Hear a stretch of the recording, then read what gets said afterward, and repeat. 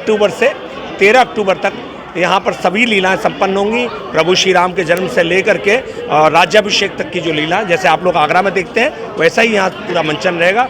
और यहाँ ग्रामीण क्षेत्र के उत्थान के लिए, और सबसे बड़ी बात है कि लोगों को ये पता लगे कि योगी सरकार या हमारी भारत जो केंद्रीय सरकार है उसने कितने विकास के काम करें। ये छोटी मोटी समस्याएं तो हर जगह रहती है, मगर लाइट है, सड़क है, बाकी सब चीज़ें जो हैं यथावत यहाँ ग्राम क्षेत्र में बहुत प्रगति हुई है, तो इस चीज़ का अवगत भी कराना होता है। और आजकल जो लीलाओं का जो आयोजन हो गया वो विकास के काम हो गए। तो मेरा निवेदन प्रशासन से, शासन से कि भाई शहर को ही पूरी सुविधाएं ना दिया जाए, कम से कम ग्रामीण क्षेत्र का भी ध्यान रखा जाए। ये कार्यक्रम कब होना है?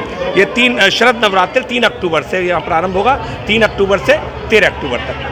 झांकी वगैरह भी निकाली जाएंगी जी, झांकी वगैरह? हाँ, पूरी राम जी की यात्रा निकलती है, भव्य यात्रा निकलती है। और ये पहली बार नहीं, गत वर्ष भी हम लोगों ने करा था, बहुत सुंदर आयोजन हुआ था और काफ़ी आप लोगों का प्रोत्साहन हम लोगों को प्राप्त हुआ था तमाम जगह से।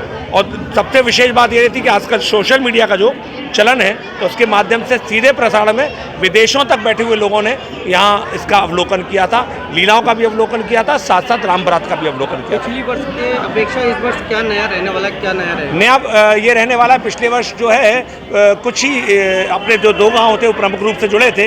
इस बार जो क्षेत्रीय जो आसपास के और गांव हैं वो भी शायद इसमें सम्मिलित होंगे। तो अलग अलग रूप में चारों भाइयों को अलग अलग स्वरूप में हम लोगों को निकालने की इच्छा है।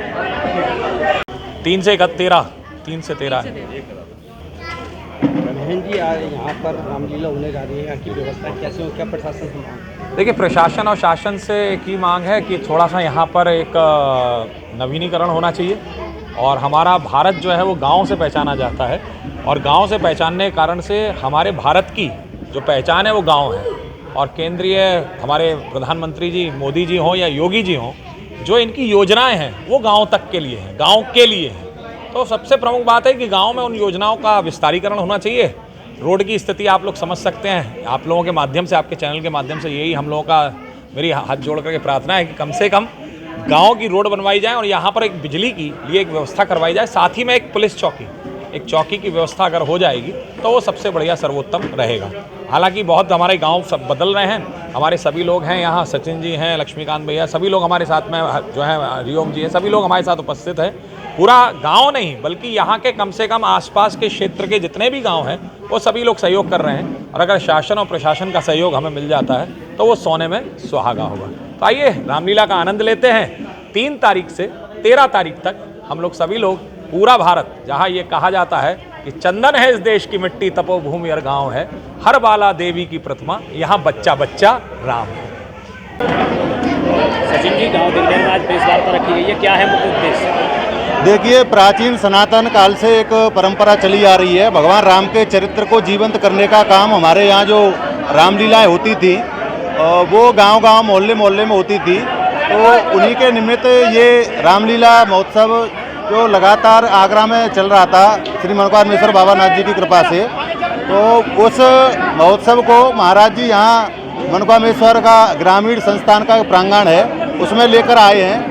और पूरे क्षेत्र को इन्होंने इस रामलीला महोत्सव के माध्यम से जोड़ा है। तो वो रामलीला महोत्सव भव्य दिव्य हो और वो राम बारात जो निकलती है वो भव्य दिव्य व्यवस्थित हो, राम जी के चरित्र से हम लोग कुछ सीखें। उसी के निमित्त योजना और जो रास्ते में कई सारे कुछ विकास कार्यों को लेकर कई जगह जब राम बारात निकलती है, गड्ढे वड्ढे हैं, तो वो व्यवस्थित ठीक ठाक हों, उसी के निमित्त ये बैठक रखी गई है।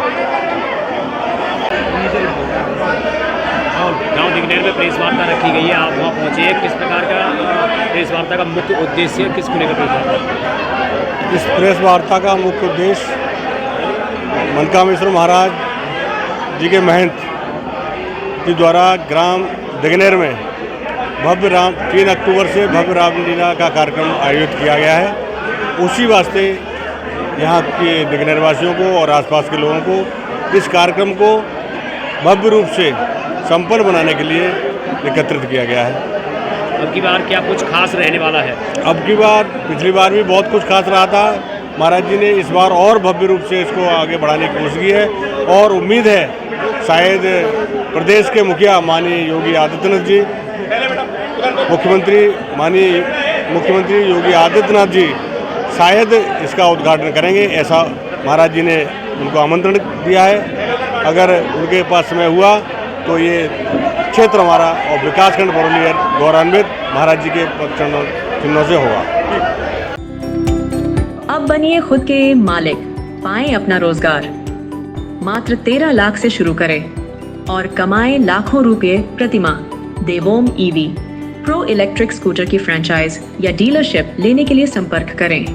Mobile number 9119063758, website devomev.com।